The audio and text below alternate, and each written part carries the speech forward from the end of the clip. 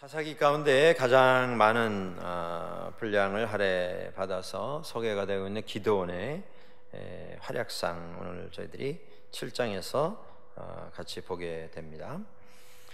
기드온이 어떻게 부름을 받았고 부름받은 다음에 그가 하나님 앞에서 그 부르심에 어떻게 반응하였는가, 우리가 6장에서 자세히 지켜보았습니다.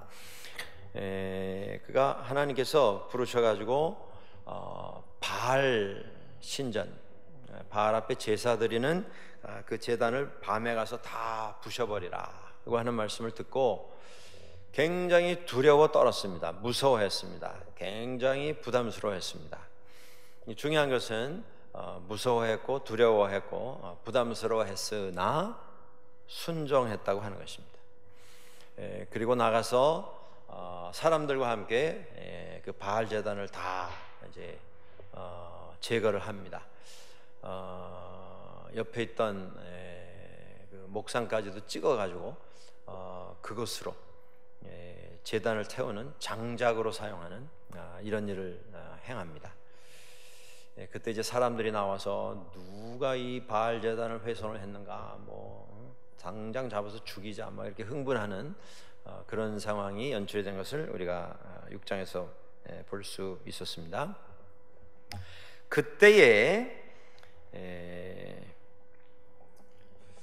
기드온이 성령의 충만함을 받고 이스라엘 형제들을 소집을 합니다. 이제 미디안과의 전쟁을 준비하기 위함입니다. 그런데 그 전쟁을 준비하는 자기 형제들, 이스라엘 지파들을 다 소집을 해놓고, 그리고 하나님 앞에 그가 소원했던 게 있습니다. 여러분들 기억하십니까? 6장 마지막 부분에 나오는데요. 하나님 앞에 그가 뭐라고 요청을 하냐면, 하나님, 저에게 하나님께서 저와 함께 하신다고 하는 확신을 한 번만 더 좀 새롭게 허락을 해 주십시오. 그가 하나님의 말씀을 들어서 순종을 했거든요. 그런데 순종한 다음에도 그의 불안함은 그에게서 완전히 떠나지를 않고 그를 괴롭혔습니다. 이게 인간입니다, 여러분들. 이게 사람입니다. 그러니까 우리가 신앙생활 하면서 하나님 앞에서 내가 헌신합니다. 하나님, 내가 하나님 앞에 사랑하고 헌신하고 섬기겠습니다. 그래서 또 섬길 수도 있는데, 그렇게 섬기고 헌신한 다음에 내 마음속에 찾아올 수도 있는 약한 생각들, 좀 두려운 생각들, 그런 생각이 찾아오게 될 때 우리 스스로 묻고 스스로 실망하게 되는 때가 있습니다. 내가 그래도 신앙 안에서 결단했다고 생각하는데, 결단했었다고 생각을 했는데 내 마음이 또 이렇게 약해지고, 그 어려움을 보면서, 어려운 상황을 보면서 두려워하고 무서워 떨고 걱정하고 근심하고, 나는 이게 신앙이 제대로 있었던 게 아닌가 보다 라고 하는 이런 실망스러운 경험을 하게 되는 때가 있습니다. 여러분, 기도원을 통해서 우리가 얻게 되는 위로가 여기에 있습니다. 그 모습이 사람의 모습입니다. 우리는 다 그런 가능성을 가지고 있습니다. 하나님 앞에 헌신해서 섬겼어도 시간이 지나면서 그 섬김 속에서 내가 가졌던 그 단단한 마음, 각오, 결단, 하나님 앞에서 내가 고백으로 드렸던 나의 결정, 이러한 것이 약해지는 경험을 하게 되는 때가 있습니다. 그때 우리가 잘 판단하셔야 돼요. 이거 뭐 해봤자 소용없구나, 나 같은 사람이 뭘 했겠는가, 그러면 그렇지 하고 포기하셔서는 안 됩니다. 기드온은요, 계속 불안함이 있었어요. 있음에도 불구하고 그는 포기하지 않았습니다. 오히려 하나님 앞에 나와서 엉뚱한 요청을 하죠. 하나님, 다시 한번 하나님께서 저와 함께 하신다고 하는 증거를 제게 허락을 해 주십시오. 그러면서 하나님 앞에 청탁을 합니다. 양털을 갖다 놓고 그것만 적셔 주십시오.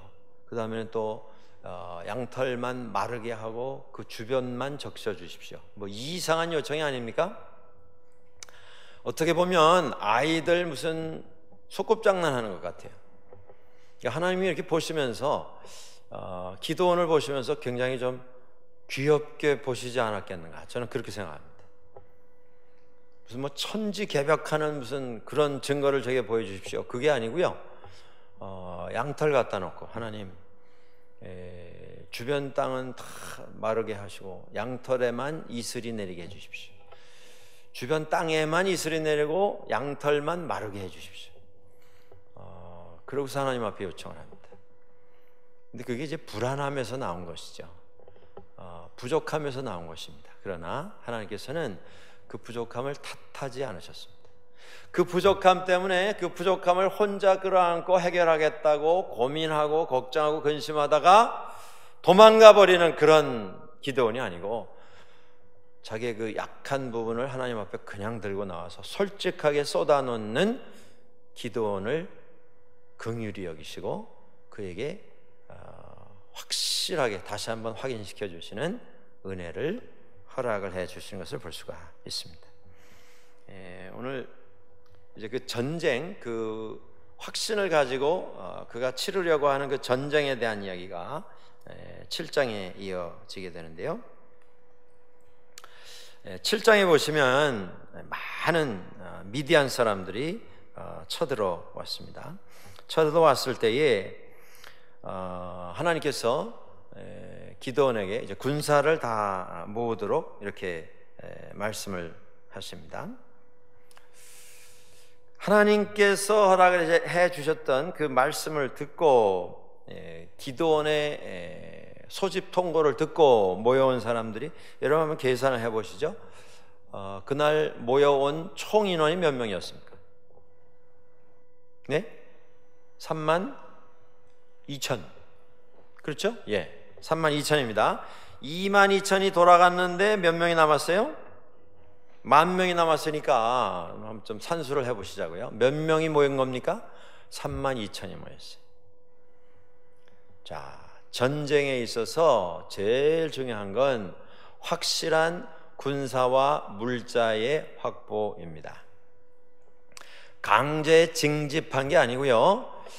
우리가 이제 미디안과 싸움을 해야 하는데 지금 우리 가나안 땅을 쳐들어온 이 미디안과의 싸움에 당신의 도움이 필요하니 다 모이시오. 그냥 그 한마디 듣고 자원해서 모인 사람이 32,000이에요. 대단한 일입니다. 굉장히 고무적인 일이에요. 그래도 이 싸움은 해볼 만하다라고 하는 생각이 들 정도로 많은 사람들이 모였습니다. 그런데 그 많이 모인 사람을 보며 하나님께서 하신 말씀은 뭐냐면요, too many, 너무 많다 였어요. 세상에 많을수록 좋은 것이 몇 가지가 있죠. 뭐가 많으면 좋겠습니까, 여러분들은? 당장 뭐 물질 그러실 수도 있는데 그렇게 일차적이고 너무 좀 형이하학적인 거 말고 많으면 많을수록 좋은 거 뭐가 있을까요? 네? 기쁨, 행복, 웃음, 사랑, 은혜. 그래서 사람만 보면 그 사람에게 마음에 가득한 행복을 안길 수 있다면 그 사람이 정말 행복한 사람 아니겠습니까? 주변에 있는 사람들에게 기쁨을 전해줄 수 있다면.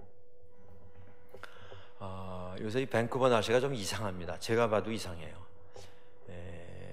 작년 2월 달에 제가 기억합니다. 작년 2월 말에 벚꽃이 폈어요.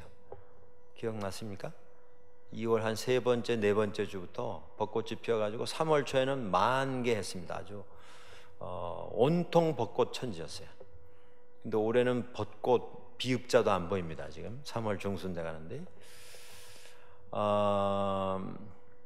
저희가 이 밴쿠버 날씨처럼 세상이 좀 우중충하고 말이죠. 축축하고 왜 또 이렇게 공기는 차갑습니까?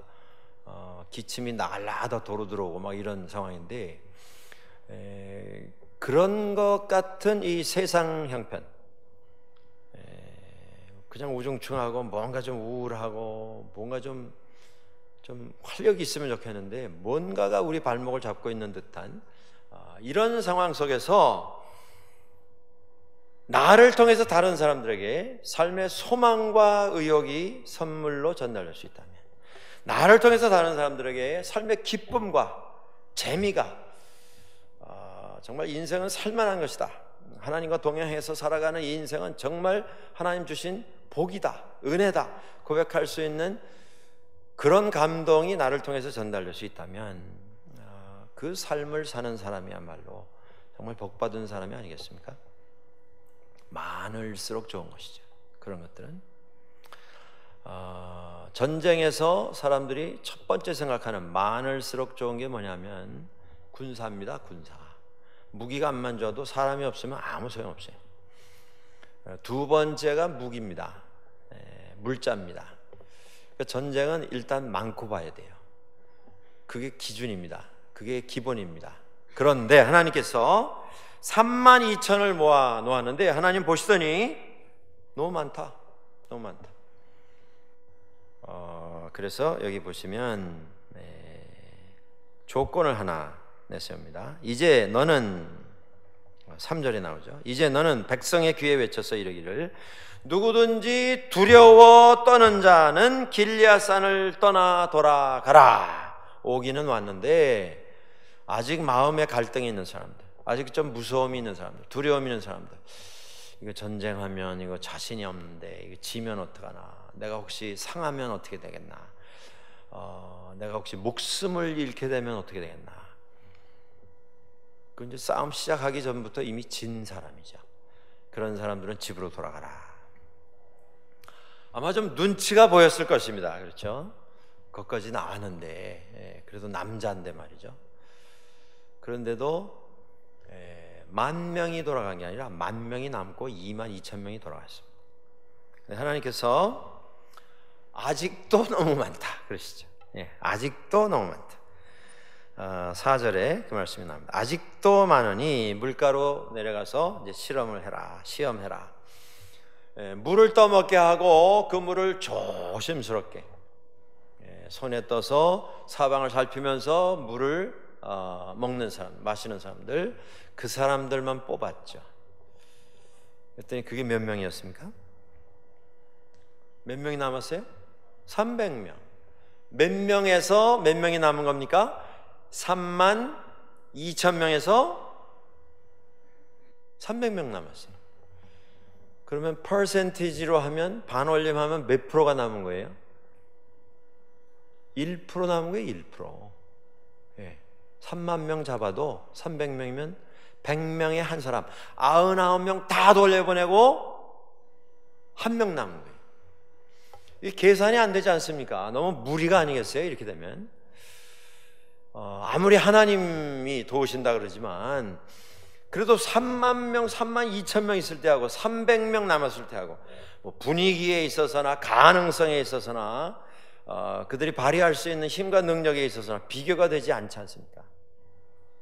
하나님께서 300명을 가지고 수를 헤아릴 수 없이 많은 미디안 군사를 물리치게 하셨습니다.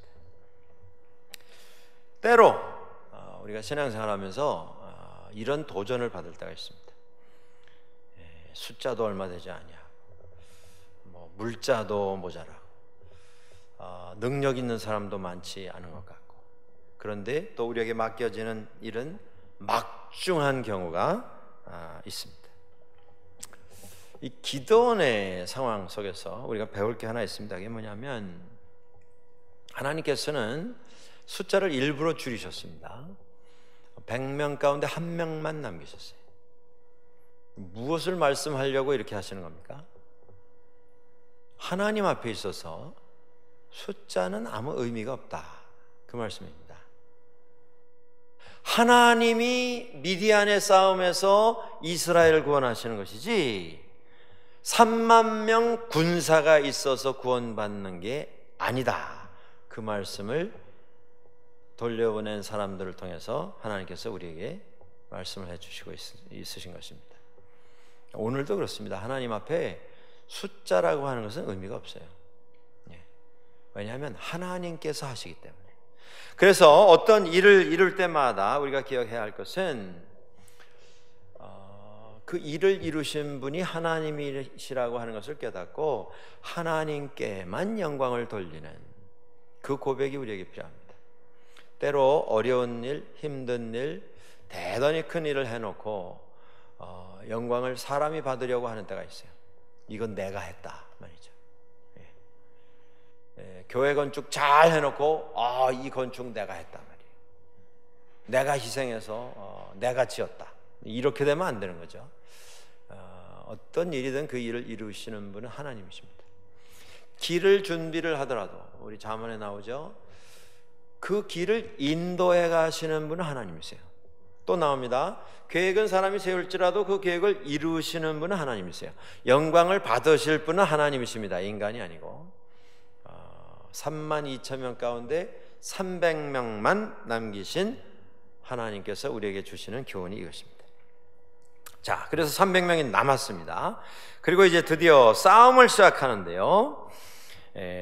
백성들에게 300명을 세 부대로 나누고 100명씩 이렇게 나누고, 그 다음에 밤중에 작전을 짭니다. 횃불을 하나씩 들리고, 그리고 뿔로 만든 나팔, 그리고 항아리를 다 하나씩 주어서 세 부대로 해서 그 적진으로 나아가게 합니다. 자, 그런데 그곳에 나가서 정탐을 하게 되는데요. 여러분들 9절 이하에 보시면 10절에 이런 말씀이 있어요. 만일 내가 내려가기를 두려워하거든 내 부하 브라와 함께 그 진영으로 내려가라. 자, 지금 기드온에게 하시는 말씀입니다. 기드온이 바알 제단을 때려 부실 때에도 굉장히 무서워했습니다. 근데 신기한 것은 그가 두려워하고 무서워하고 불안했지만 신기한 것은 순종을 했어요. 이게 기드온의 위대한 면입니다. 우리 사람이요, 나는 두려움 전혀 없다. 나는 걱정 근심이라고 하는 건 뭐 내 삶 속에는 흔적도 찾아볼 수가 없다. 그렇게 완벽한 자신감이 준비되어야만 내가 이 일을 하겠다라고 생각하면 그 일을 할 수 있는 사람은 지구상에 몇 사람 되지 않을 것입니다. 늘 불안해요. 늘 뭔가 두렵습니다. 그런데 감사한 것은 그럼에도 기드온이 순종하고 있다고 하는 것입니다. 오늘 우리도 그렇습니다, 여러분들. 우리가 완벽해서 순종하는 게 아닙니다. 하나님이 다 보여주시고 제3, 제4 확인을 시켜주셔서 그래서 내가 그거 믿고 나가는 게 아니죠. 불안함이 있어요. 우리가 10번 확인을 받아도 11번째 되면 또 불안한 게 우리 사람입니다. 불안함이 있으나 그것 때문에 그만두는 게 아니고 여전히 순종해서 앞으로 나아갔다라고 하는 것입니다. 자, 하나님께서 내가 두려우면 여기서 부하 하나 데리고 적진으로 한번 내려가 봐라. 하나님께서는 기드온의 약함을 아직도 알고 계셨습니다. 아직도 그 마음속에 불안함이 있는 것을 알고 계셨어요. 그런데 그걸 꾸짖지 아니하셨습니다. 네가 어떻게 이럴 수 있느냐? 내가 몇 번이나 보여주고 확인시켜줬는데 그저 잠깐 후면 또 다른 생각하고 또 딴 생각하니 이게 어떻게 된 거냐? 그렇게 하시지 않았어요. 그의 연약함을 아시고 불안해하고 있는 기드온에게 적진으로 한번 내려가 봐라. 내려갔습니다. 내려갔을 때에 거기에서 13절에 보시면 그 적진에서 나온 그 군사들이 서로 하는 얘기를 들었어요. 거기 꿈 얘기가 나옵니다. 아마 여러분 중에도 꿈을 많이 꾸시는 분들이 있으실 것이에요. 사람은 누구나 꿈을 꿉니다. 근데 두 가지가 있어요. 제가 이렇게 살아보면서 제가 느낀 바로는 꿈은 다 꿉니다. 여러분들 꿈 안 꾸는 사람이 없어요. 여러분들 동물도 꿈 꾸는 거 아십니까? 동물도 꿈 꾸다가 막 이렇게 사람의 말은 아니지만 자기들 언어로 뭐라고 막 말하고 그러는 거 보신 적 있으세요? 키우는 애완동물 가운데 개가 그러는 거 저 여러 번 봤어요. 걔가 자다가 막 이렇게 저 혼자 막 이러고 뭐 꿍얼꿍얼하고 뭐 손이 아니죠, 발이죠. 발 가지고 뭐 막 이러고. 근데 뇌파 검사를 하니까 이 뇌에서 작용을 하더라는 거죠. 동물들도 꿈을 꾸는 겁니다. 자, 꿈은 생물들은 다 꾸는데요. 차이점이 뭐냐 하면 제가 발견한 겁니다. 제가 뭐 이거 가지고 박사학위를 쓰진 않았지만 제가 보건대 차이점이 뭐냐면 어떤 사람은 꿈을 조금 더 기억을 하고 어떤 사람은 꿈을 꿔놓고도 전혀 기억을 못해요. 그것 차이더라고요. 그러니까 여러분들 저 사람은 그냥 꿈에 대해서 저렇게 신통력이 있는데 나는 왜 그런 영적인 신통력이 없을까? 그렇게 생각하실 필요가 없는 것이 여러분도 똑같이 꿈을 꾸세요. 근데 어떤 사람은 아주 복잡한 꿈 꿔놓고도 전혀 일어나면서 훅 날려버립니다. 그 복잡한 꿈에 대한 걱정이 없어요. 그러니까 꿈 꾸시고 기억 안 나시는 분 복 받은 분인 줄 아십시오. 걱정할 필요가 없어요. 그냥 내가 꿈을 꾼 것 같다 그러고 그냥 걸어 나가시는 거예요. 그런데 어떤 분은 꿈을 다 기억은 하지 못합니다. 그 끝 마지막 자락 잠깐 그 마지막 부분만 기억하시는 거예요. 근데 그거 기억하고 나오셔가지고 하루 종일 꿈 때문에 마음이 뒤숭숭해가지고 무슨 뜻일까? 이게 무슨 이런 뜻은 아닐까? 저런 뜻은 아닐까? 그래 얼마나 걱정이 많으세요? 얼마나 불안합니까? 또 그런 차제에 집안에 무슨 경조사가 끼고 이러면 그 연결이 안 될 수가 없거든요. 사람인지라 이 꿈이 이런 뜻이었나? 그래서 이렇게 된 거 아닌가? 내가 그 꿈을 그렇게 꿔서 집안에 어려움이 생긴 거 아닌가? 별의별 걱정을 다 하시게 되는데 그러니까 꿈 많이 기억하신다고 좋을 거 없어요. 제가 보기에는 걱정만 많아집니다. 저도 꿈을 많이 꾸는 편인데요. 저는 감사한 게 일어나면서 그냥 우수수수 다 떨어지고 말아요. 그 베갯잎 위에 그냥 수북하게 쌓여있고 가지고 나오는 꿈은 1년에 한두 건? 근데 그 가지고 나오는 꿈이 대개 뭐냐면요 무슨 영화 같은 데 나온 막 이렇게 활극 있죠. 악당을 쳐부수고 막 붕붕 날아다니고 그런 것만 생각나지 저는 다른 꿈이 생각이 안 납니다. 제가 영적인 존재가 아니어서가 아니고 저는 꿈에 대해서 그런 은사를 받았어요. 걱정을 잠자리에 다 놓고 나오는 은사를 받았다고요. 제가. 그러니까 여러분들 이 꿈에 너무 연연하지 마십시오. 꿈을 꾸게 해주시는 그런 경우도 있고 그 꿈을 기억나게 해주시는 경우도 있어요. 그런데 그걸 기억하느냐 못하느냐가 나의 영적인 상태를 가름하는 잣대가 돼서는 안 됩니다. 또 그렇지도 않습니다. 아무튼 두 사람이 나와서 이야기를 하는데요. 미디안 군사들입니다. 자기들이 이제 나와서 보초를 서면서 주고받는 말입니다. 근데 한 사람이 뭐라 그러냐면 내가 꿈을 꾸었는데 꿈에 무엇이 굴러왔다고요? 보리떡 한 덩어리가 어디로 굴러 들어왔다고요? 미디안 진영에 굴러 들어와서 어떤 일이 일어났습니까? 한 천막을 쳤는데 쳤더니 그 장막이 무너지면서 위쪽으로 엎어버려서 다 그냥 아주 엉망진창 다 부서지고 다 그냥 흐트러졌다. 여러분들 보리떡은 어떨 때 잡수시는 떡입니까? 여러분들 집에서 보리떡을 해서 들어보신 적이 있으세요? 보리는 떡을 할 수가 없는 그런 곡식입니다. 미끄럽고 뭉쳐지지 않습니다. 그러니까 뭉쳐지지 않는 걸 가지고 뭉쳐서 먹으려고 하는 노력이 왜 생길까요? 먹을 게 없기 때문에 그렇게 하는 겁니다. 요즘은 보리쌀이 건강에 도움이 된다. 그래서 인기가 많습니다만은 이름이 보릿고개 아닙니까? 먹을 거 없을 때 할 수 없이 먹는 게 보리입니다. 그렇게 인기가 있는 좋은 곡식은 아니죠. 그런데 그 보리떡 덩어리가 얼마나 큰지 그게 막 둘둘둘둘 해가지고 굴러 들어와가지고 미디안 장막을 쳤는데 다 무너졌어요. 그 꿈을 이야기했더니 친구가 대답합니다. 그러니까 꿈이 있고요 해몽까지 있어요. 이게 하나님의 역사입니다. 하나님께서 지금 미디안 사람을 통해서 기드온에게 확인시켜 주시는 것이죠. 꿈을 보여주시고 그 꿈의 해몽까지 미디안 사람에게 맡겨서 듣게 하셨어요. 미디안 사람이 이렇게 말합니다. 이게 다른 것이 아니라 이스라엘 사람 요아스의 아들 기드온의 칼이라. 하나님이 미디안과 그 모든 진영을 그의 손에 넘겨주셨느니라. 보리떡이 뭐라는 겁니까? 이게 이스라엘이라는 것이죠. 보리떡은 가난의 상징입니다. 먹을 것 없는 대접받지 못하는 그런 음식의 상징입니다. 이스라엘이 그 모양 그 꼴이었다라고 하는 뜻입니다. 나라로서 아직 형태를 갖추지 못했어요.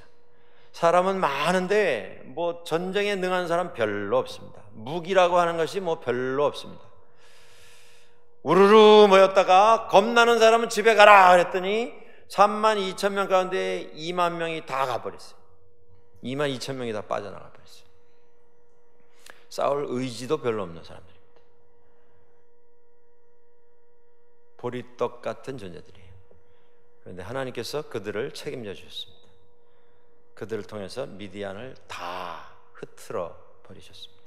그게 하나님의 역사입니다. 자, 하나님께서 오늘도 우리에게 많은 도구와 통로를 통해서 말씀하시고 계시하십니다. 오늘 우리에게 꿈을 주실 때도 있어요, 여러분들. 그 꿈을 통해서 우리에게 메시지를 주실 때도 있습니다. 그런데 더 중요한 건 뭐냐면 하나님께서 우리에게 무엇인가 계시하시고 보여주실 때 하나님께서는 반드시 꿈만 통해서 역사하시는 그런 하나님은 아니시라고 하는 것을 우리가 깨닫고 인정하는 것이 더 중요합니다. 하나님은 때로 꿈속에서 역사하십니다. 그러나 꿈이 아니면 우리에게 말씀하시지 못하시는 하나님은 아니시라는 것이죠. 하나님이 원하시는 방법으로, 원하시는 수단으로, 원하시는 사람을 통해서 원하시는 사람에게 전달하십니다. 오늘도 그렇게 하세요. 그걸 잘 알아들을 수 있는 영적인 준비를 갖추는 게 중요한 것입니다.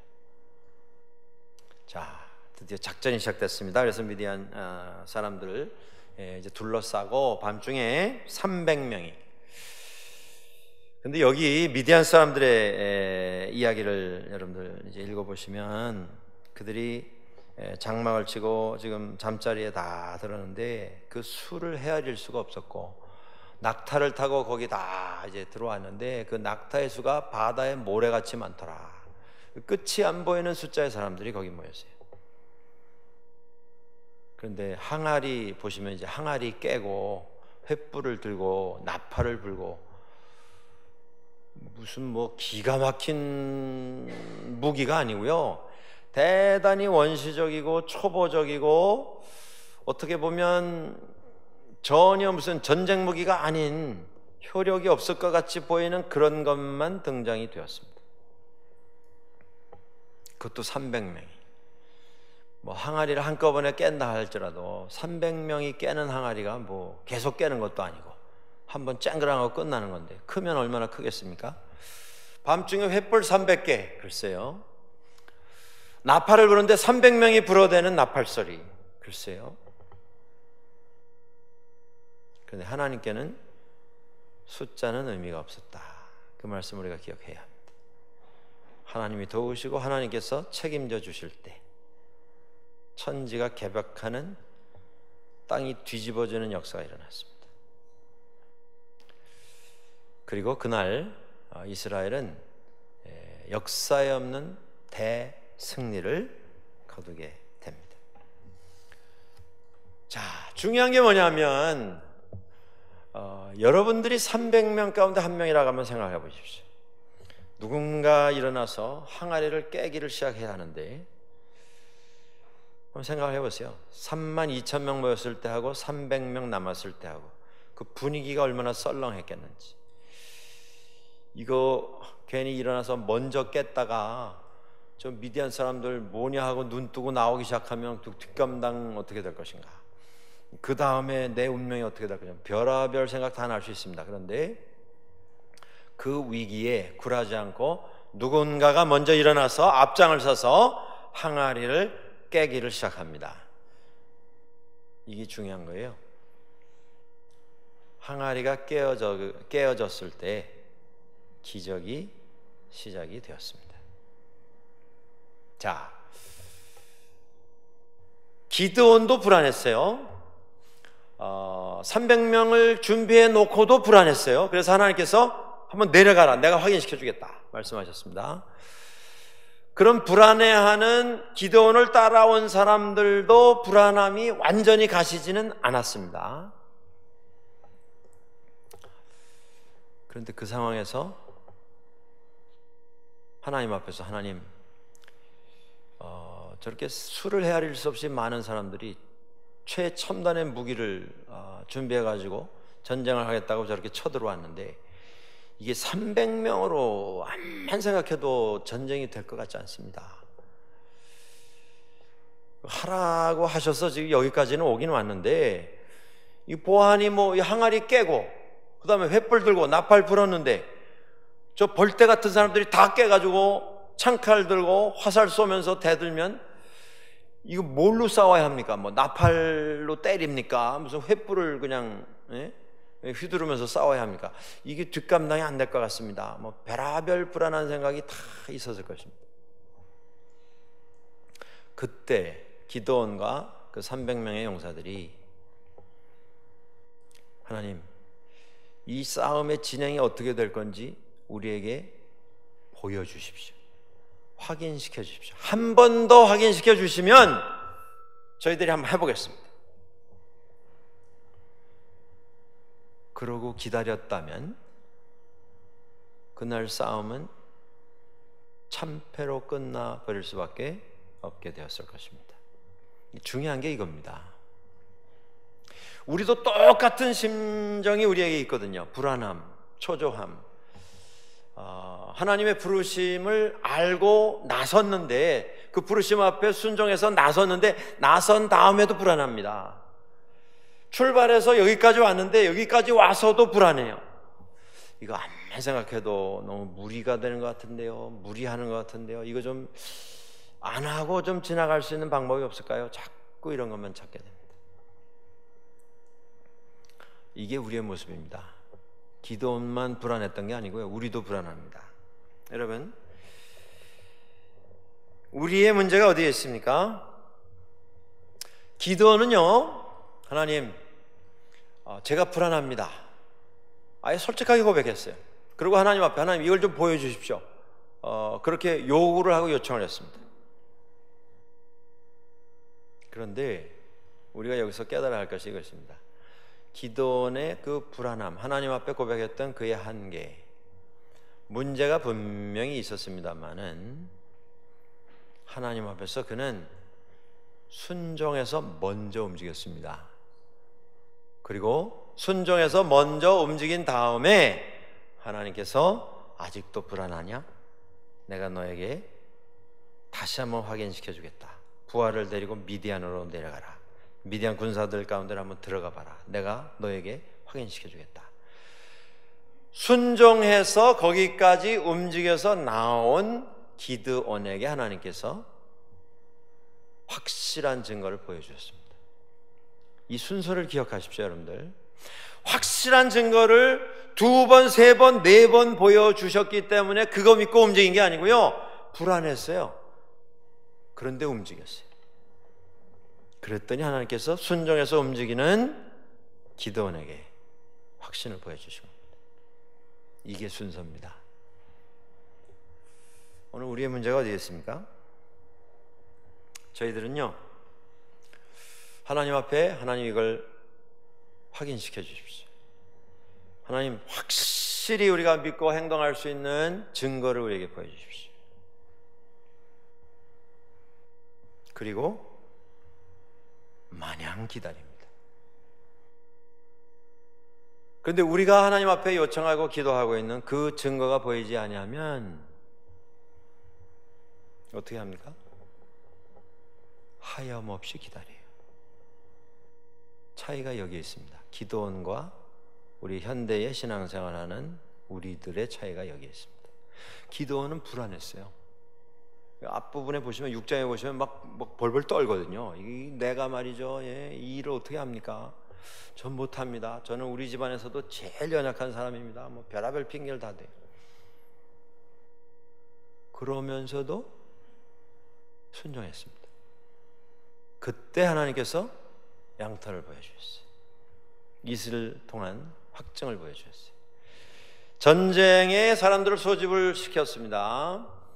그런데 전쟁에 300명 끌고 나갈라 하니까 불안했어요. 두려웠어요. 하나님 그걸 아셨습니다. 아직도 불안하냐? 거기까지 왔는데 말이죠. 전쟁터에 순종해서 나왔던, 불안하지만 여전히 움직여서 나왔던 기드온에게 또 보여주셨습니다.